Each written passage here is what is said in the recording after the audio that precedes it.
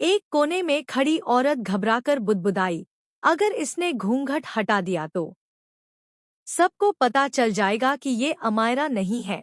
उसके हाथ कांप रहे थे, माथे पर पसीना साफ दिखाई दे रहा था। तभी अचानक एक महिला लड़खड़ाते हुए आगे बढ़ी और चिल्लाने लगी, ये क्या किया तुम लोगों ने? ये क्या किया? माहौल एकदम से हड़कंप में बदल गया। ले जाओ इन्हें यहाँ से, किसी ने झुंझलाते हुए कहा। फिर से दौरा पड़ गया है इन्हें, कोई दवाई दो। और कुछ ही पलों में उस औरत को जबरदस्ती वहां से हटा दिया गया। सबने राहत की सांस ली, लेकिन दिलों में डर अब भी जिंदा था। शुक्र है किसी को हमारे प्लान के बारे में कुछ पता नहीं चला। एक धीमी आवाज आई, लेकिन उस आवाज में भी बेचैनी साफ झलक रही थी। उधर प्रेम, जो अब तक सब कुछ चुपचाप देख रहा था, अचानक फट पड़ा। बस अब और नहीं। उसकी आंखों में दर्द था, गुस्सा था, और सबसे ज्यादा धोखे का एहसास था। हमने अपने परिवार के लिए बहुत कुछ सहा है, लेकिन अब हमारी तकलीफ और मत बढ़ाओ।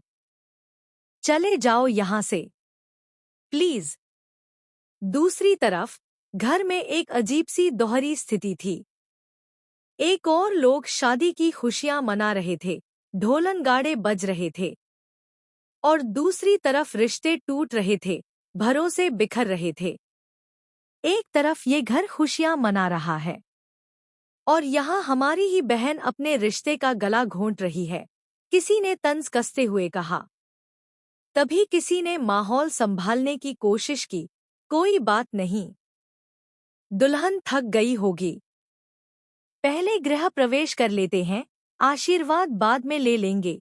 सबने हामी भर दी, लेकिन अंदर ही अंदर हर किसी के मन में सवाल उठ रहे थे। लेकिन तभी एक नई बहस छिड़ गई, रुको। गृह प्रवेश से पहले रिमझिम और कार्तिक की शादी पूरी करनी होगी। इस बात ने सबको चौंका दिया। ये कैसे हो सकता है? किसी ने विरोध किया। जब तक दुल्हन गृह प्रवेश करके वापस नहीं आती, दूसरी शादी कैसे हो सकती है?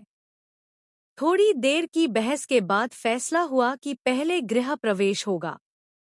लेकिन इस फैसले के पीछे भी कई छिपे हुए इरादे थे, कई अधूरे खेल जो अभी बाकी थे। इसी बीच प्रेम की आवाज फिर गूंजी, इस बार थोड़ी नरमी के साथ, लेकिन उतनी ही उलझन में। मुझे समझ नहीं आ रहा, मुझे कुछ याद क्यों नहीं है, लेकिन मैं सिर्फ इतना जानता हूं कि मैं तुमसे प्यार करता हूं, और मेरे दिल में सिर्फ तुम्हारे लिए ही जगह है। उसकी आंखों में सच्चाई थी।